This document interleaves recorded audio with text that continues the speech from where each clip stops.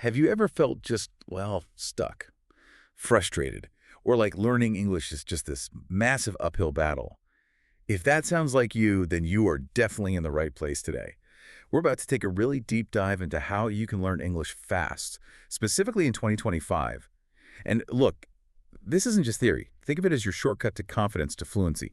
We're leveraging all the modern tools, the real-life strategies available right now. Our mission today is to pull out the most important, the most impactful nuggets of knowledge from our sources on speeding up English learning, all tailored for you. That's exactly right. And what's genuinely exciting about 2025 is that it really is a unique moment for English learners. The technology we have now, it's made incredible leaps. So our deep dive today is going to blend those essential mindset shifts with these really powerful modern tools. The aim is to give you a clear path, to actually crush your language goals. Okay, let's start peeling back the layers then. Because before we even think about apps or grammar books, there's something foundational, something that we have to talk about, but it often gets completely missed. Your mindset. For just, well, way too long. The idea was that learning English meant memorizing every single rule, every tiny word. It sounds exhausting, right? It really does. And honestly, it's just a recipe for burnout. It absolutely is. And that brings us straight to, well, a pretty liberating truth. It's this core idea of learning smart instead of, chasing some impossible, perfect ideal. Learning smart. Yeah. The breakthrough insight here really is that you don't need to be flawless. You just need to be understood. And that's not a small tweak. It's a complete mental shift. It frees you up to actually start speaking now and celebrate every bit of progress, even the messy bits. That's a huge difference. And when you look back, maybe just a decade or so, it really highlights this change. Think about, say, 2010. Learning English was mostly slow, wasn't it? Relying on textbooks, practicing alone. Very much so. But now, 2025, we've got AI tutors you can chat with instantly, apps that translate right there on the spot, speech tools that check your pronunciation in real time. The tools are definitely here. They're more powerful than they've ever been. So the question is, with all this tech, why do so many people still struggle? Exactly. That's the core issue. Because even with the absolute best tools, if your mindset isn't right, if it's holding you back, progress can just stall.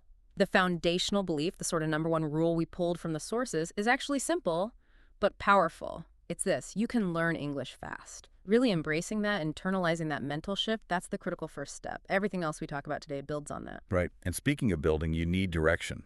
It's like sailing without a map, isn't it? If you don't know where you're going, you'll probably never get there.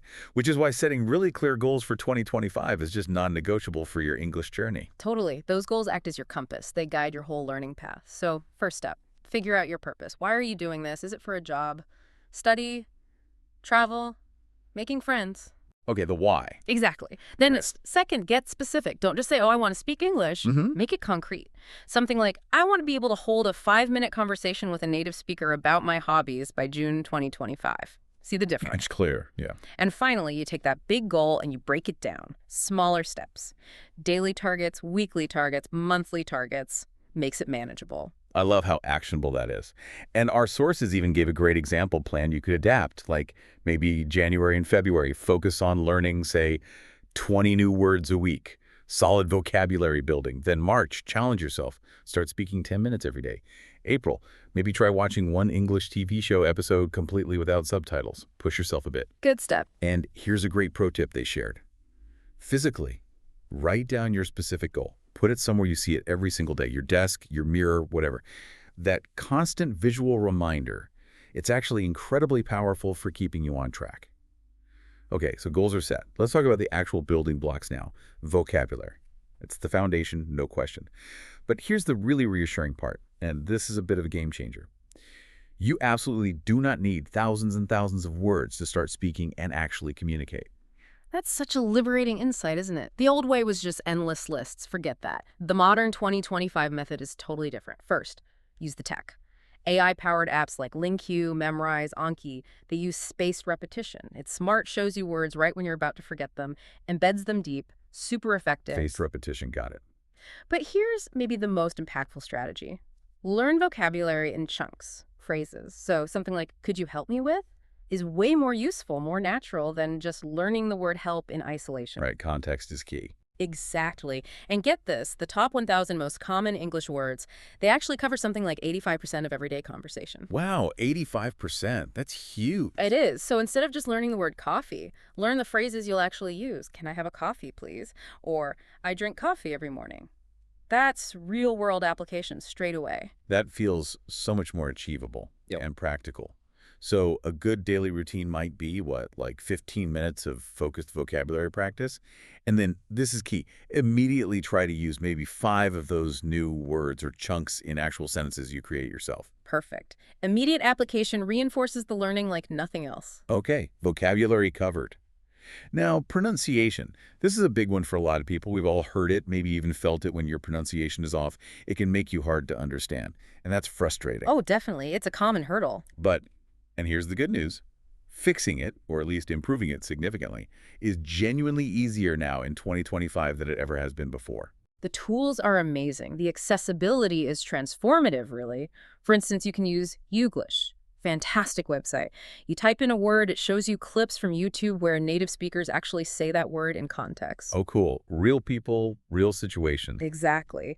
Then you've got AI tools like ELSO, Speak, or Speechling. They give you instant feedback on your pronunciation.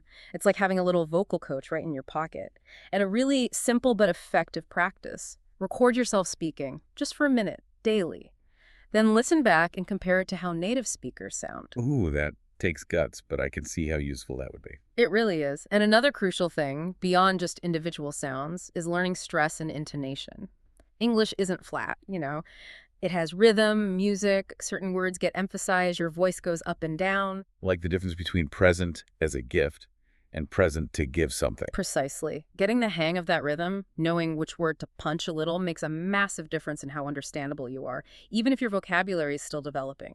That's a brilliant point about the music. Okay, try this example we found, everyone listening. Say the sentence, I didn't say she stole my money. Now say it again, but stress I didn't say she stole my money. Yeah. Then stress say she stole. Then she, then stole, then my, then money. Feel how the meaning completely shifts each time. It's powerful, isn't it? Practice that kind of thing. It really highlights the impact of stress and intonation. Okay, so pronunciation tools and practice. Yeah. Got it. Now, grammar.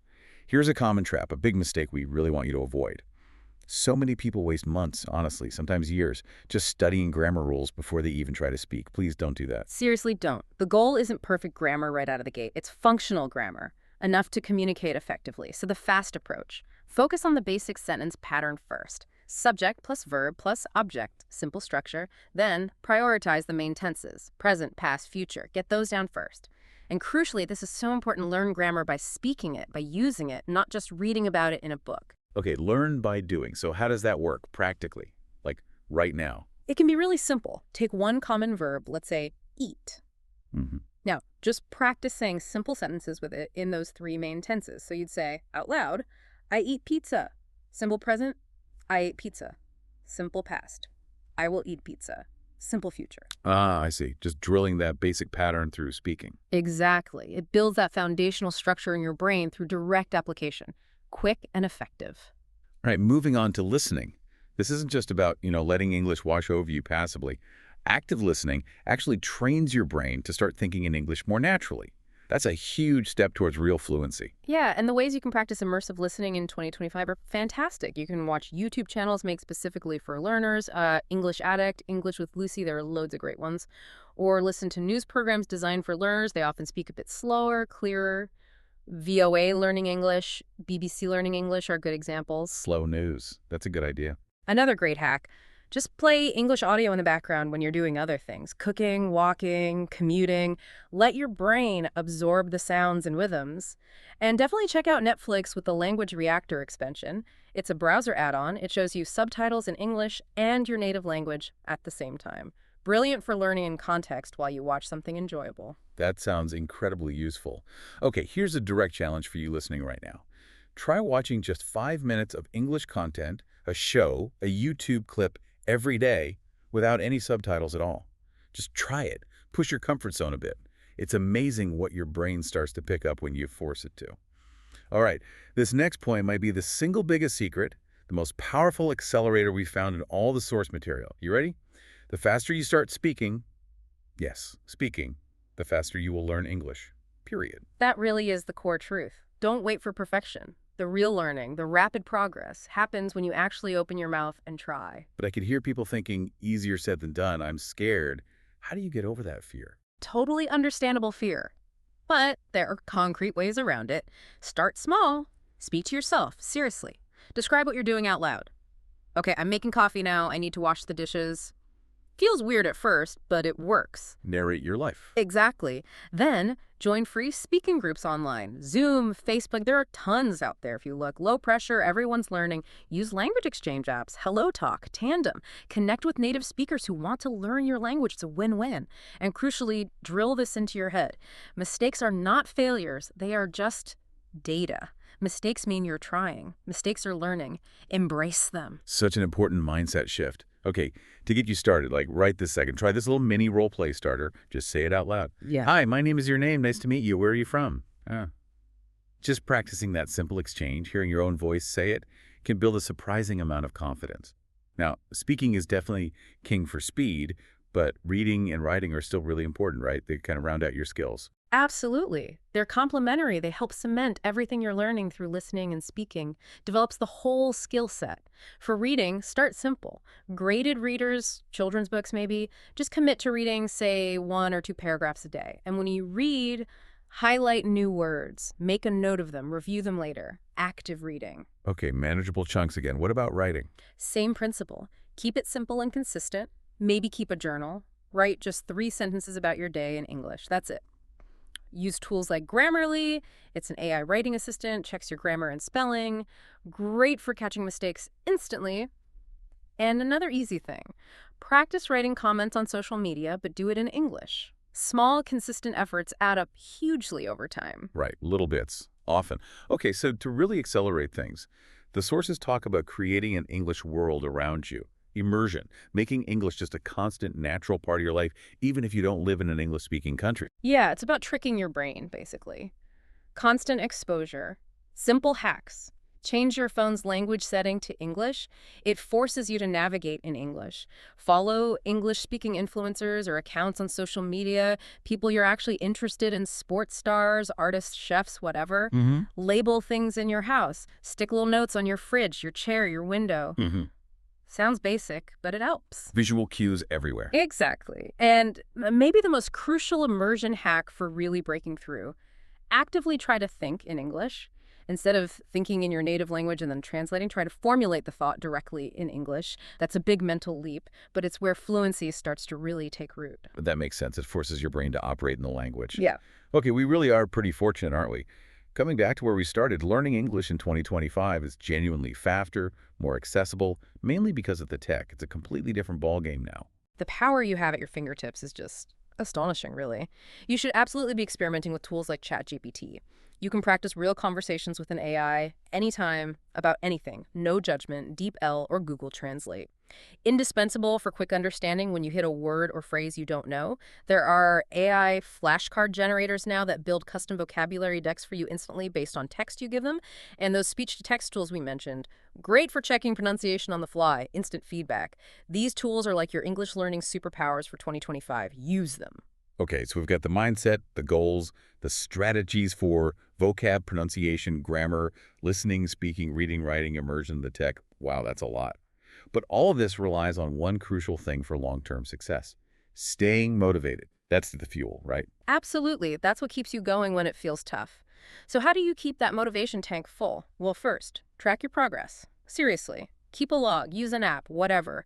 Seeing how far you've actually come, even small wins, is incredibly motivating. Second, reward yourself. When you hit a milestone, finishing a chapter, having that first proper conversation, give yourself a little treat. Acknowledge the achievement. Good idea. Celebrate the wins. Definitely. Third, maybe find a study buddy. Learning with a friend provides support, accountability, makes it less lonely, more fun. But maybe the most important thing, always remember your why. Go back to that original purpose you identified.